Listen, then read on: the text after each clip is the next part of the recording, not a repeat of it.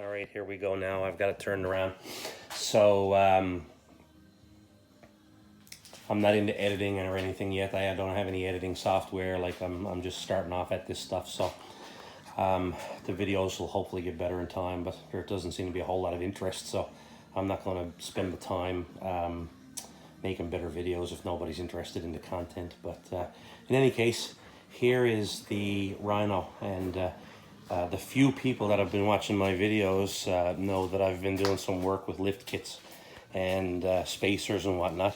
But as you can see now, got a fair amount of the side-by-side taken apart. Got the side panels of the box removed, both sides. The roll cage is gone. I'll tell you a little bit about that in a second. Have the hood removed, and going to be taking this cowl off very shortly. So there it is. You see my friend Roger's bike there in the background. Not a whole lot going on with that, actually. Just polishing up some of the metal and getting some chrome covers and that. We're going to get ready to paint soon. But in any case, the reason the panels are off of the side-by-side is because it was involved in a rollover, and that side panel got smashed. As you can see, a significant amount of damage. So this particular side-by-side was a special edition back in 2007. Through the jigs and reels of this, I discovered that it is a 2007, not a 2005. It was sold to me as a 2005. But in any case, if you see right here, special edition, number 15 of 200, and that is the paint. It's metallic and airbrushed and everything. And the side that's broken is irreplaceable, basically. So I ordered, there's none available online to buy secondhand that are in good shape. They all have some damage. So I ordered a new one, and the only thing I could get is base red. So my plan is, the reason all this is taken apart is that I'm going to bring it to a vinyl place, and I'm going to get the whole thing wrapped, vinyl shrink wrapped in camo. So onward now. I'll show you the just out around the back of my garage here. So my kids rolled over the side-by-side. My daughter ended up breaking her arm. My son was okay. My daughter's okay now too. Her arm is healed. Cast's coming off this week. But in any case, after the rollover, they couldn't get my daughter out because of the pain in her arm. So the paramedics and fire department came, and they cut the roll cage off of my side-by-side with the jaws of life to get my daughter out. Which was no problem. They could have cut the whole bike up if I really didn't care. As long as they got my daughter out okay. My son was already out. But as you can see, they pinched it off with hydraulic pinches. It's not a clean cut. And it's basically cut into bits. There were cuts in the curves that actually required a second cut to cut the brace, the gusset that's there for strength. And again, here on the front here, they made a cut where the grab handle is.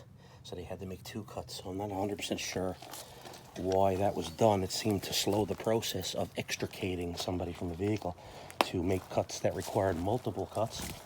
You know, the roof could have came off with 4 cuts, and I think they made 9 altogether. But in any case, I did find a roll cage in Pennsylvania, and that's on its way now. Purelator Courier came off of 2007. That was scrapped. So there's the deal now. It's going to get a new roll cage.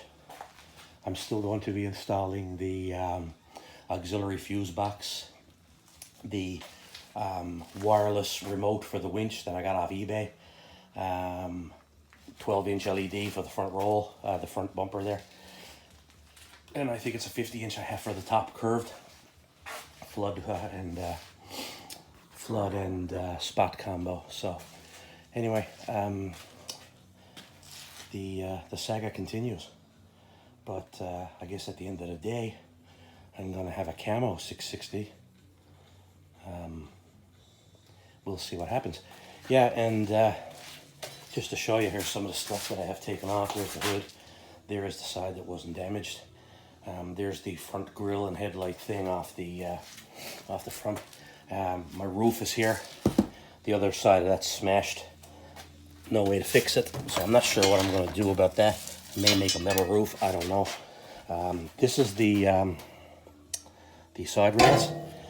Somebody must have used this to pull on or something, because the mount where it mounts here is bent. But that's easy to straighten. Nothing a hammer won't fix. But in any case, once the side panels goes on, these were actually riveted on. You can see the holes there, and they were riveted in place. So what I'm going to do, I'm going to change that up a little bit. And what I'm going to do is I'm going to put riv nuts, or threaded inserts, some people call them. And I'm going to rivet that together with riv nuts. And what that'll do, it'll give me the option of being able to take those off if I want. Run without anything. Also, it'll give me the option of making a rack with a basket on the top, and I'll be able to bolt it on to the riv nuts. So it'll give me some customizing options there. I think it'll be pretty cool. So anyway, that's it. I don't expect to have a lot of videos going anytime soon. Just you know, life's too busy.